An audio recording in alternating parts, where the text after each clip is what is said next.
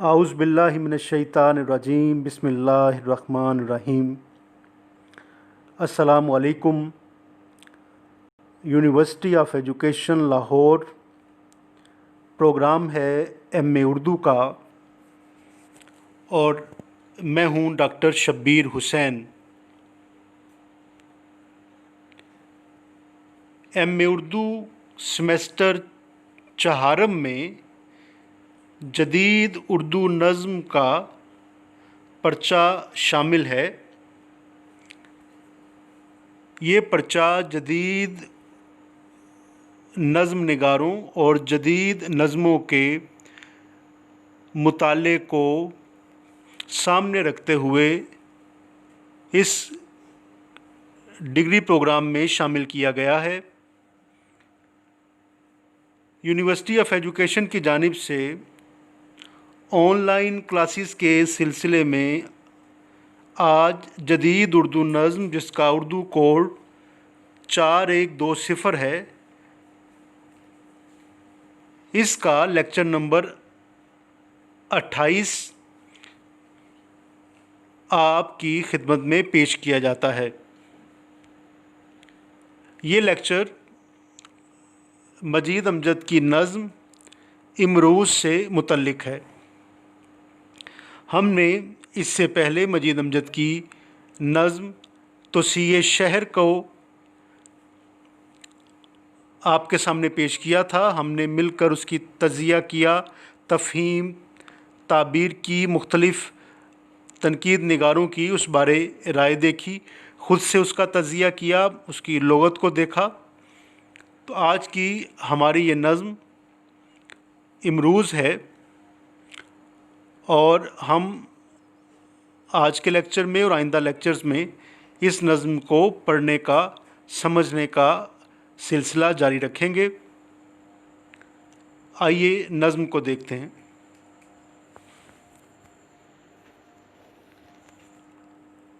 अबद के समुंदर की एक मौज, अबद के समुंदर की एक मौज जिस पर मेरी ज़िंदगी का कवल तैरता है। अबद के समुंदर की एक मौज जिस पर मेरी ज़िंदगी का कवल तैरता है। किसी अनसुनी दायमी रागनी की कोई तान, आज़ुर्दा आवारा बर्बाद, जो दम भर को आकर मेरी उलझी उलझी सी सांसों के संगीत में ढल गई है।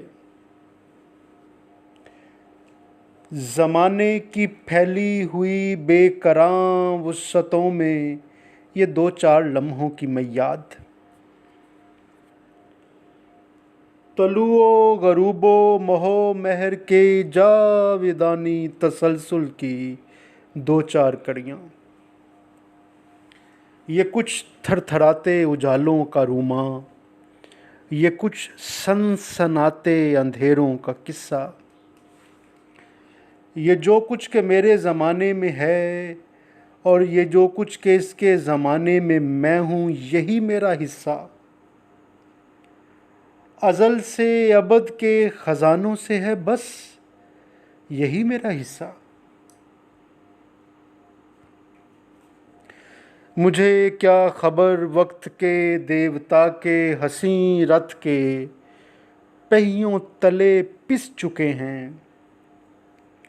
मुझे क्या ख़बर वक्त के देवता के हसीं रथ के पहियों तले पिस चुके हैं। मुक़द्दर के कितने खिलौने ज़मानों के हंगामे, सदियों के सद हा हयोले, मुझे क्या ताल्लुक़, मुझे क्या ताल्लुक़ मेरी आखिरी सांस के बाद भी दोशे गीती पे मचले महो साल के लाजवाल आबशार रवां, महो साल के लाजवाल आबशार रवां का वो आंचल जो तारों को छू ले। جو تاروں کو چھو لے مگر آہ یہ لمحہ مختصر جو میری زندگی، میرا زاد سفر ہے، میرے ساتھ ہے، میرے بس میں ہے، میری ہتھیلی پہ ہے یہ لبا لب پیالہ۔ یہی کچھ ہے لے دے کے،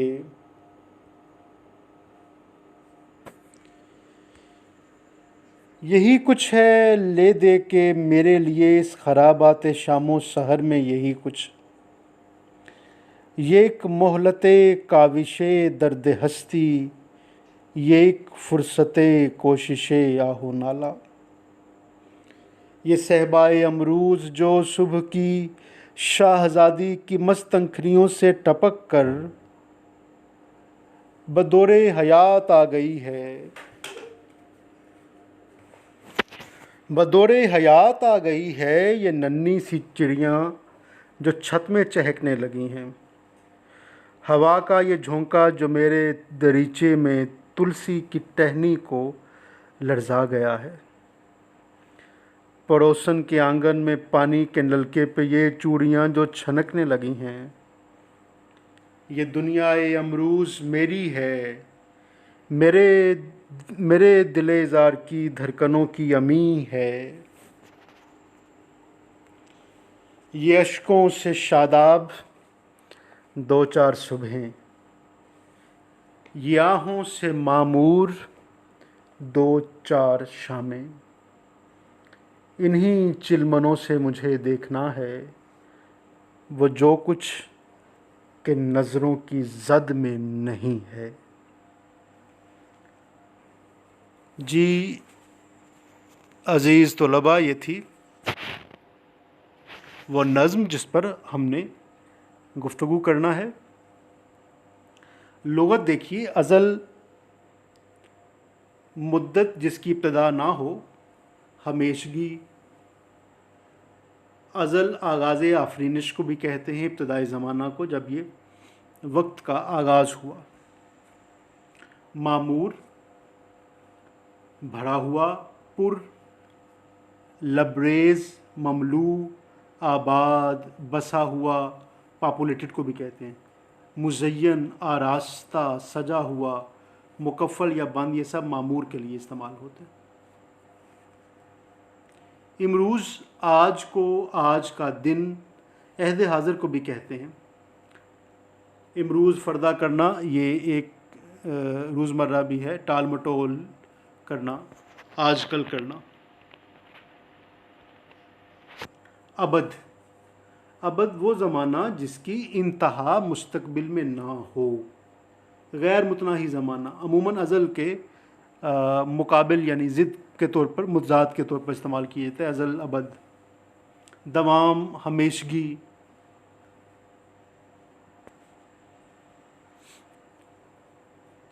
صحبا یا صحبا امروز استعمال ہوا تھا۔ صحبا سرخ نیز انگور، سفید کی سرخ یا سفید انگور کی شراب، یعنی بڑی خالص شراب، سرخ رنگ کی شراب۔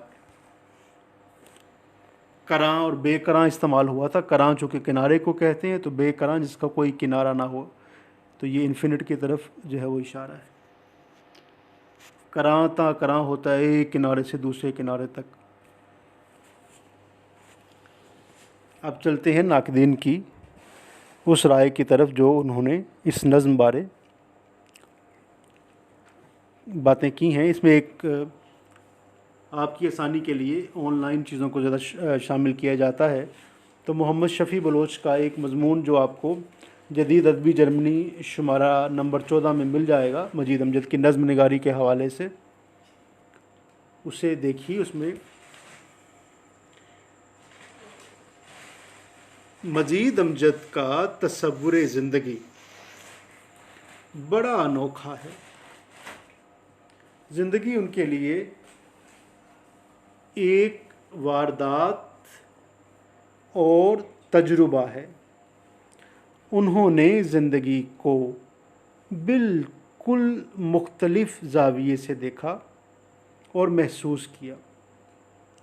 حال کی دنیا مجید امجد کی دنیا ہے، اور وہ اس کا جب بھی ذکر کرتے ہیں اس میں ایک گہرا غم ہوتا ہے۔ ڈاکٹر وزیر آغا لکھتے ہیں کہ وہ یعنی مجید امجد حالی یا اقبال کی طرح ماضی کی داستانوں اور تاریخ کے حقائق سے نتائج اخذ نہیں کرتا۔ اس کے کلام میں نہ قوم کا نوحہ ہے اور نہ وہ عظمت رفتہ کا نقیب دائی ہے۔ یعنی مجید امجد کے ہاں جو زندگی بارے تجربہ ہے اس میں انفراد شامل ہے۔ ایک ایسا تجربہ ہے جس میں مستقبل اور ماضی کو دیکھنے کا جو ریفرنس ہے وہ حال ہے، اور وہ حال کو ہی موضوع بناتے ہیں۔ اس طرح فیض اور جوش کی طرح اس کی نظر سدا مستقبل کی گھاٹیوں میں بھٹکتی نہیں رہتی۔ اسے نہ انقلاب سے سروکار ہے اور نہ وہ کسی خونی صبح کا منتظر ہے۔ وہ حال کا شاعر ہے، اور حال کے بھی اس لمحے کا شاعر جو ابھی تھا اور ابھی نہیں ہے۔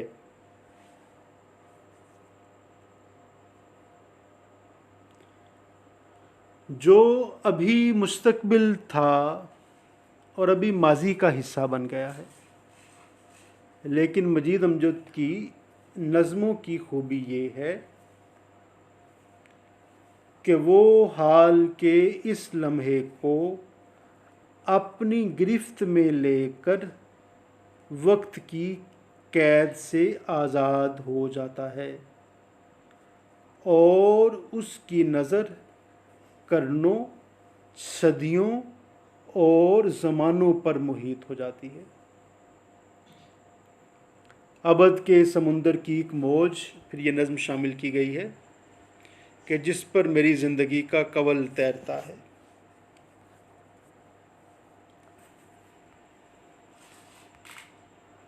کسی انسنی دائمی راگنی کی کوئی تان آزردہ آوارہ برباد، جو دم بھر کو آ کر میری الجھی الجھی سی سانسوں کے سنگیت میں ڈھل گئی ہے۔ زمانے کی پھیلی ہوئی بے کراں وسعتوں میں یہ دو چار لمحوں کی میاد۔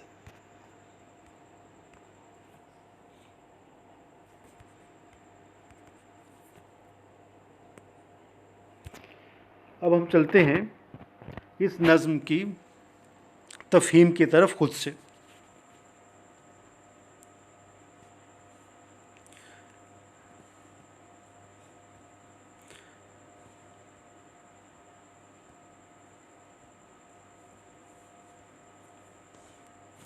ابد کے سمندر کی ایک موج جس پر میری زندگی کا کنول تیرتا ہے، کسی انسنی راگنی کی کوئی تان آزردہ آوارہ برباد، جو دم بھر کو آ کر میری الجھی الجھی سی سانسوں کے سنگیت میں ڈھل گئی ہے۔ آج اس نظم کو یہاں تک اس پر بات کرتے ہیں۔ ابد کے ہم نے ابھی معنی دیکھے۔ ابد کا معنی ازل کے متبادل، ازل کی متضاد کے طور پر آتا ہے، جس کا کوئی کنارہ نہیں۔ ایک ایسا مستقبل جس کے بعد ایک آخری وہ کراں جس کے بعد بے کراں جو ہے زمانہ شروع ہو جاتا ہے، جہاں پر فنائٹ ختم ہو جاتا ہے اور انفینٹ جو ہے وہ آ جاتا ہے۔ یہ موج ابد کے سمندر کی ہے۔ یہ سمندر اگر اس کا نام رکھا جائے، وقت کے اتنے بڑے پیمانے کا کوئی نام رکھا جائے تو اس کا نام ابد کا سمندر ہوگا۔ یعنی یہ سارے دریا وقت کے، یہ ساری لہریں، پل پل، سال، صدیاں اور یہ ساری موج، یہ جا کر جس بڑے سمندر میں گرتی ہے اس کا نام عدم ہے، جس کی کوئی انتہا نہیں ہے، اور جس کے بعد ہر چیز وقت کی قید سے آزاد ہو کر ایک لا وقت کے لیے متعین ہو جاتی ہے، لا وقت کے لیے اس کے لا وقت کے ہاتھوں میں چلی جاتی ہے۔ اس کی ایک موج پر شاعر کہتا ہے، مجید امجد کہتے ہیں کہ میری زندگی کا کول بھی آ رہا ہے۔ یہ ایک ہی وقت میں اتنے بڑے وقت کے دائرے کو اپنے وجود کے احساس سے ملانا انتہائی غیر معمولی عمل ہے۔ ایک وقت جس کی انتہا نہ کہیں آغاز کا ہمیں علم ہے، جس کی انتہا کوئی نہیں ہے، اس میں کوئی پل ایسا آیا جس میں میں بھی موجود تھا، اور میرا ہونا بھی ایک کول کی طرح، اسے کول کہا، تو میرا ہونا بھی اس میں ایک لمحے کو میں بھی چمکا، میں بھی رہا، میں بھی کھلا۔ تو اتنے بے کراں وقت کے سمندر میں ایک تیرتا ہوا ایک پل، ایک لمحہ، ایک وجود شاعر کا بھی ہے۔ یہ قبولیت کا اور اپنے وجود کا ایسا احساس ہے جو وقت کے ساتھ بھی آپ کو جوڑتا ہے، اور آپ کو آپ کے اپنے وجود کا احساس بھی بڑا نمایاں طور پر کرتا ہے۔ اس لائن سے، اس سطر سے نظم کی، جہاں بے کرانی وقت کی سامنے آتی ہے، وہاں ایک خوشی کا احساس بھی ہوتا ہے، اپنے وجود کے ہونے کی خوشی کا احساس، اور اپنے وجود اور موجود کے جو ہے وہ اظہار کا احساس، یہ بھی اس کے ساتھ جو ہے وہ جڑا ہوا ہے اور منسلک ہے۔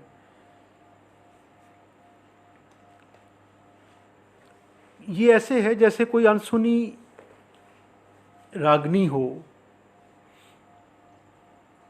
انسنی راگنی، انہرڈ سونگ، ایک ایسا راگ، ایک راگنی، راگ کی ایک جو ہے وہ قسم ہے وہاں سے نکلی ہوئی، ایک ایسی راگنی ہے، ایک ایسی تان ہے، ایک ایسی میوزیکل کمپوزیشن ہے، ایک ایسا وقت کے سروں کا ایک ایسا تال میل ہے جسے کسی نے سنا نہیں۔ یہ پورا گیت، وقت کا پورا گیت نہیں سنا گیا، اور اگر یہ شاعر کا وجود بھی ہے تو پھر بھی یہ شاعر کے وجود سے وابستہ ہے۔ ایسا راگ ہے یہ جو آیا اور بغیر سنے جو ہے، مجھے ایک نظم یاد آتی ہے، کسی ہائیکو تھی کسی جاپنیز کی، اور کچھ انگلش میں اس کا ٹرانسلیٹ ہوا تھا کہ او cricket from your cherry crying, no one would ever guess how quickly you are dying۔ کہ اے پرندے چھوٹے سے، جھینگر، تیری یہ خوشکن آواز سے، ہیپی کرائنگ سے کسی کو اندازہ نہیں ہوگا کہ تو کتنی جلدی ختم ہو رہا ہے۔ تو یہ ایک ایسی راگنی ہے، آزردہ ہے، آوارہ ہے، پھیلی ہوئی، آزردہ ہے، اس کے اندر افسوس بھی ہے، آوارہ ہے اور برباد ہے، بکھری ہوئی موج۔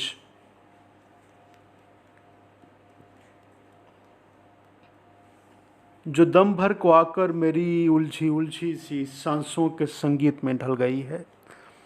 تو وہ وقت کے اتنی بڑے راگ سے کسی راگنی کا ایسا سر، ایک ایسی آواز، ایک ایسا سانس جو شاعر کے وجود کو بھر گیا ہے، یعنی جو سانس لینے کا عمل ہے، تنفس کا عمل، وجود کے احساس کے ساتھ دو عمل جڑے ہوئے ہیں۔ ایک جو عمل سانس لینے کا ہے، اسے کہا کہ یہ کوئی انسنی راگنی کے ساتھ ملا ہوا ہے، اور دوسرا اپنا وجود جو وقت کے ساتھ ریفرنس سے دیکھا، اسے ابد کے سمندر کے ساتھ، اس کی موج پر، زمانے پر، عہد حاضر پر، معاصر وقت پر ایک کول کی طرح، ایک پھول کی طرح موجود پایا۔ اور یہ سانسوں کے سنگیت میں ڈھل گئی ہے، تو اپنا وجود، سانس کا، وقت کا، یہ دونوں مل کر ان دونوں نے ایک کمپوزیشن بنائی ہے جس کا نام شاعر ہے، مجید امجد ہے، جس کا نام میں ہے، جس کا نام شبیر حسن ہے، جس کا نام آپ ہیں، جو ہم سب ہیں۔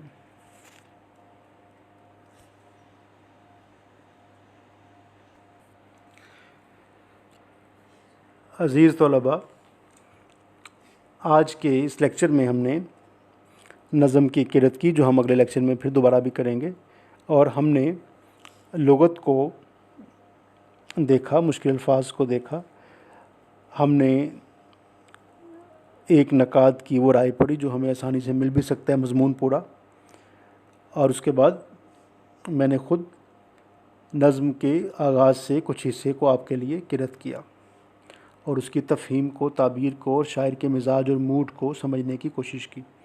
اسی سلسلے کے ساتھ اگلے لیکچر میں پھر ملتے ہیں۔ اللہ آپ کا حامی و ناصر ہو۔ اللہ نگہبان۔